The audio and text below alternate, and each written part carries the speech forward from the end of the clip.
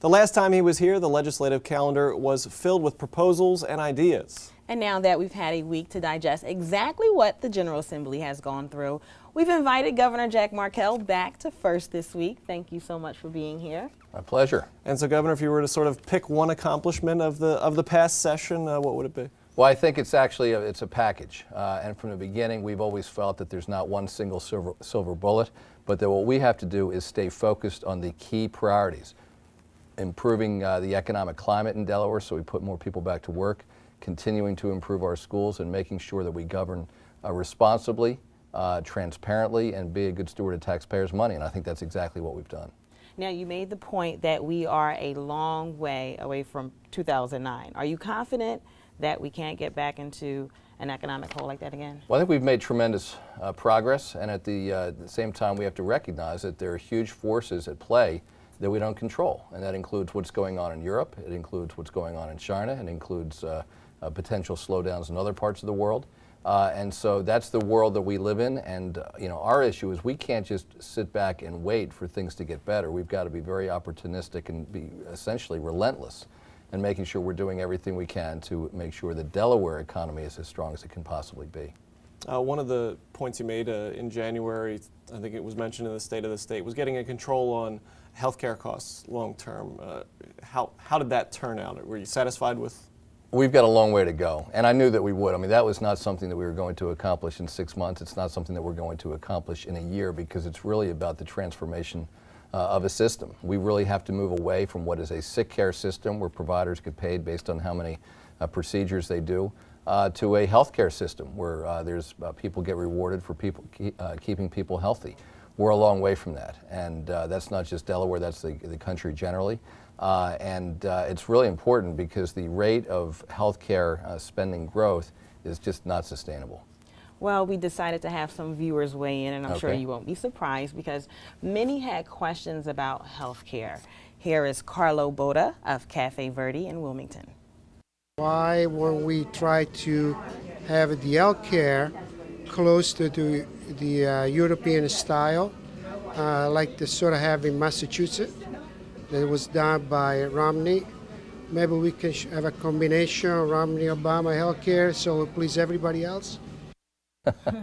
Well, I think, obviously there's a piece that is going to be guided by the federal law, which the Supreme Court recently ruled on, including the creation of the exchanges. But that being said, I felt from the beginning that no matter which way the Supreme Court ruled, we were going to have to do significant work to move away from what is this fee-for-service model. As a state, we've got to do a better job of leveraging our role as the major procurer of healthcare services.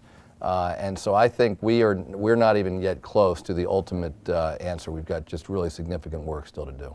Tell me about the Delaware Health Reform Bill introduced before the end of the session. Will that help? I don't really expect that particular bill to go anywhere.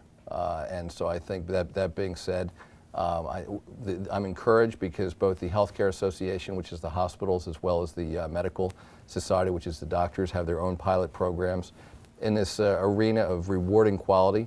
But again, we've got a lot of work to do.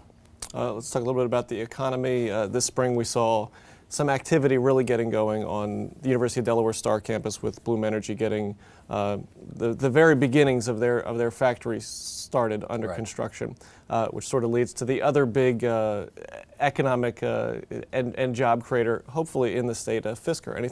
Anything new on their progress or lack thereof? And don't forget the refinery either, Right. or all the other jobs that have been announced. But in terms of Fisker right now is at a point where they're trying to raise money separate from the U.S. Department of Energy. The Department of Energy is sitting on about $330 million that Fisker had anticipated being able to draw down. That hasn't happened for a variety of reasons. So Fisker is at a point where they really have to find alternate financing, and that's the process that they're in as we speak. If they are able to do it and sort of do it separate of the Department of Energy, does that make them that much stronger of a company because there's the private investment? Absolutely, because frankly, they need the money to be able to invest in the new car. Right now they're really focused on the car that's out on the street. That's the Fisker Karma. But from the beginning, they knew that that was going to be a relatively low volume car because it's so pricey. And so they've always felt that the future of the company is based on the next car, which is the one planned to be built in Delaware, but they have to get the financing in order to actually make the improvements in the factory, buy the equipment, hire the people. And right now they're just not in a position to do that, so they're working very hard to raise that money. And before Fisker, to get Fisker to come here, we heard a lot about the work that you and others on your staff did to communicate the back and forth. Is there still that level of communication?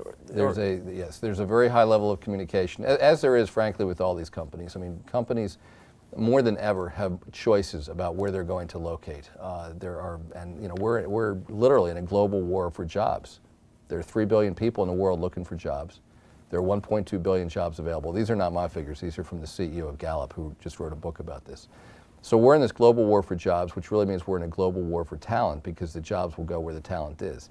And part of that means we have to let companies know how much we want them. And so there's a huge amount of give and take, not only with the folks from Fisker and Bloom and the refinery, but all the companies, whether it's Amazon or JP Morgan Chase or Bank of America or Citigroup or Capital One, as well as the smaller Delaware companies. There's a lot of give and take between us and them, letting them know that we recognize our job is to understand their industries better than any other state, and our job is to be more committed to their success than any other state. Well, the end of the legislative was the end of an era because of the most notable retirement announcement from Speaker Robert Gilligan. Will that change the way things get done in Dover? Well, Speaker Gilligan was just a phenomenal leader for me to work with. I can't even begin to express how grateful I am for his leadership and partnership over these last 4 years. I mean, together we tackled some really challenging things, along with the leadership of President Pro Tem DeLuca in the Senate. And to see Speaker Gilligan go after 40 years, first of all, I'm happy for him. 40 years is a long time, and he knew that this was the right decision for him and his family. Personally, it's going to be quite challenging because he has provided extraordinary leadership. There are a lot of other good people, for sure, in the House, and new leadership will emerge. I've had a great working relationship with Pete Schwarzkopf, who's been the majority leader, and Val Longhurst, who's been the majority whip. But for that matter, there have been plenty of others, including the Helene Keeley, who's led the bond bill, a lot of the committee chairs and the like. So there's strong leadership there, but losing Bob Gilligan is a huge, huge loss. Well, let's look ahead a little bit to November. We do still have the primary to go through, but you basically know who your opponent will be. Is it any different this time around, 4 years later, running as an incumbent for governor again? Well, it's different in the sense that I certainly know more about the job. I've learned a lot, but it's the same in that in any campaign you have to run like you're behind, and we're going to work very hard to get out there and really continue to. One of the great things about my job as the incumbent is I'm out all the time. I run into people. I have a pretty good sense of what's going on in their minds, and so the more that I get out there and listen to them and get to converse with them, I think the better off we'll be. And this time you don't have a primary against somebody in your own party, which was that was a tough match. It was a very competitive one. I think it made me better as a candidate. I think it made me better prepared to be governor. And I think through all of these experiences, including campaign experiences, you learn as much as you can so that you can be better and better while in office. Do you plan to campaign for President Obama? I'll certainly do whatever he would ask me to do. I've got my own race to run for sure, but to the extent that I can be helpful to the president, I certainly want to be. Are you concerned that if he is not reelected, if Mitt Romney wins, that things will change, like race to the top, and things similar to that would change because of who's at the top? Well, elections have consequences, and so that's the most important reason that I am supporting the president, because I think he's made some really tough decisions. I mean, just saving the automobile industry, as an example, was absolutely huge. Really walking us back a few years ago from the abyss. The financial crisis back in 2009 was incredible, and I think now people have forgotten just how bad it was.